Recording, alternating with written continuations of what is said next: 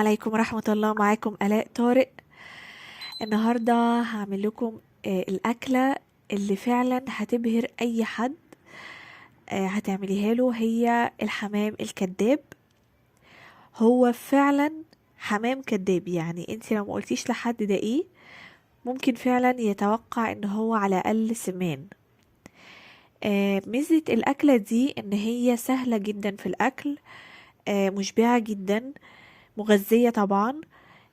وميزتها ان هي ما فيهاش عظم كتير وكده، لانه هي بتبقى عبارة عن وراك مخلية. هنشوف هنعملها مع بعض ازاي دلوقتي. اول حاجة بعملها اني بحضر الخلطة اللي هحشي بيها الحمام الكذاب. بقلي بصلة. بنعمل بالظبط نفس الحاجة اللي بنحشي بيها الفراخ او الحمام او السمان، زي ما تحبوا. لو بتحبوا تحشوه فريك اوكي، هتعملي الخلطة دي تكون فريك. انا هعملها معاكم النهاردة رز. ف بشوح بصلاية، تقطعيها زي ما انت عايزة تبشريها خالص اوكي، عايزة تعمليها قطع صغيرة اوكي. بحط عليها رشة ملح ورشة فلفل اسمر، وبعد ما بتاخد لون كويس هنزل عليها بالرز. وبعد كده اشوحها كويس جدا. ده مهم قوي في الخطوة دي، اني اشوحها علشان الرز يكون مفرفر جوه الحشوة. مهمة قوي برضو في الخلطات اللي بنعملها نص تسوية دي، او اللي هنحشي بيها حاجة وتدخل الفرن، لما نيجي نضيف عليها مية نسيبها تغلي كويس قوي. يا اما نضيف من الاول مية مغلية، يا اما لو هنحط عليها مية باردة نسيبها تغلي شوية. هنا حطيت بابريكا وفلفل اسمر والملح بتاعي. هنقلبها كويس قوي، وبعد ما تتشوح كويس هنضيف المية.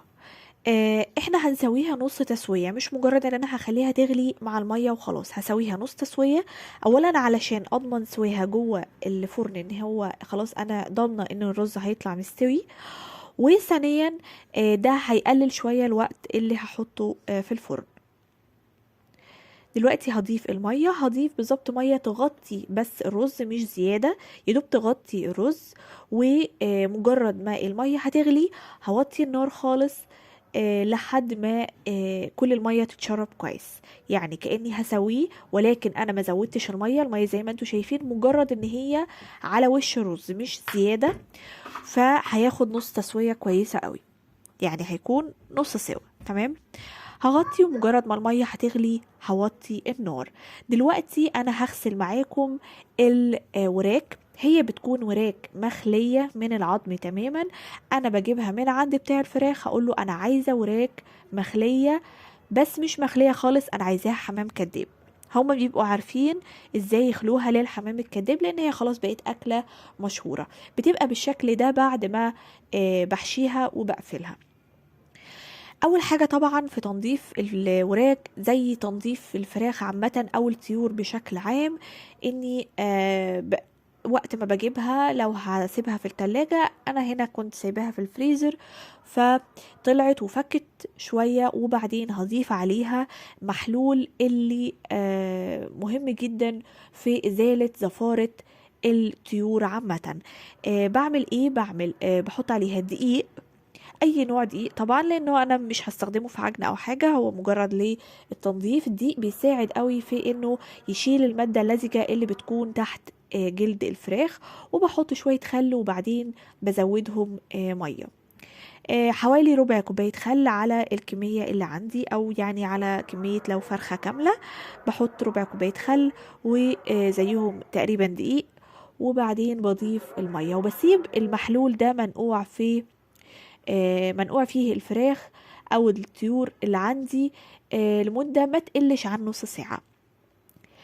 لو عندك وقت انك تبيتي المحلول ده في التلاجة يكون لطيف جدا. هتصحي تاني يوم مش هتاخدي وقت خالص في تنظيف الدواجن او الطيور اللي عندك. لكن لو مستعجلة زيي فانا سبتها نص ساعة لحد ما الرز استوى نص السوا بتاعه وهدي برد تماما، عشان اقدر احشي بيه الخلطة بتاعتي. كل ده طبعا انا سايبة الطيور في المحلول بتاعها. كمان هحضر دلوقتي الصينية اللي هحط فيها الوراك. بحط بصل بملح وفلفل كده، قطعيه اي تقطيع عادي جدا، هو هيطعم معايا الفراخ، وكمان هيساعد في تسويتها وان هي ما تلزقش في قاعدة الصينية. انا هنا عاملاها في بايركس، ممكن تعمليها في اي صينية عادي. بصلاية وعليها ملح وفلفل اسمر، وخلاص على كده. بعد ما الفراخ عندي اتنقعت كويس وغسلتها كويس قوي قوي بالمية من بواقي المحلول عشان ما يكونش فيها طعم خل او دقيق او هكذا، وبسيبها تتصفى شوية، وبعدين بساعد في ان هي تفتح شوية بالسكينة بحيث تكون مفرودة معايا. لو وصلتي لهنا ما تنسيش تعملي اشتراك في القناة ولايك لو الفيديو عجبك. هنا خلاص كان الرز هدي معايا. طبعا ما ننساش خطوة مهمة جدا جدا، ان احنا نتبل الفراخ بملح وفلفل قبل ما نحشيها، علشان الفراخ نفسها يكون ليها طعم، ما يبقاش بس الرز متملح والخلطة من بره متملحة ولكن اللحم يكون عادب. فمهم قوي ان انا بعد ما اغسل الفراخ اتبلها من جوه اللحم بتاعها من تحت الجلد كده بشويه ملح وفلفل وبهارات لو حابه تحطي بهارات. انا هنا ما حطيتش بهارات، انا بس حطيت ملح وفلفل وبابريكا بس. بعد ما بحشيها زي ما انتم شايفين كده، انا حشيتها بالمعلقه او تحطي رز بايدك زي ما تحبي. طبعا بيكون الورك مفتوح، فمهم قوي ان احنا واحنا بنلفه حابه تخيطيه اوكي. انا استسهلت ولفيت الخيط عليه بالشكل ده. في ناس تعمل حاجه تانية ما بتحطش خيط خالص وبتلفه جوه ورق زبده وورق فويل، يعني بتحط ورقه فويل جواها ورقه زبده وبتحط عليها الورك وتحشيه وتلفه رول، وبعد كده بتسلقه. لكن انا عشان هعمله في الفرن فلفيته بالخيط بالشكل ده. طبعا انا عملت كله بنفس الشكل عشان بس ما اطولش الفيديو عليكم، فلفيه بالخيط على قد ما تقدري وخلاص على كده وسيبيه، هو الخيط هيمسك فيه. فايدة اللف ده ايه؟ ان هو جوه الفرن لما هيستوي خلاص هو هياخد الشكل اللي انا لفيته بيه ده. وبعد ما بيطلع من الفرن ببدأ اقصقص الخيط بمقص وبيتشال بمنتهى السهولة، بيبقى واضح معايا. طبعا لو استخدمتي خيط لونه غامق شوية هيكون واضح اكتر، ولكن ده يعني مخسرش، عادي جدا كان واضح وتشال بكل سهولة. بس انا هنا خلاص خلصت، واتبقى عندي الرز اللي هو نص سوا، هضيفه على الفراخ بنفس الشكل ده، او الوراك او الحمام الكذاب، بضيفهم بالشكل ده. وهزود حوالي نص كوباية مية، يفضل تكون مية مغلية، ورشيت رشة ملح وفلفل اسمر كده على الوش. وبعدين بضيف المية بتاعتي وبغطيه بورق فويل وادخله في الفرن لا يقل عن ساعة ونص.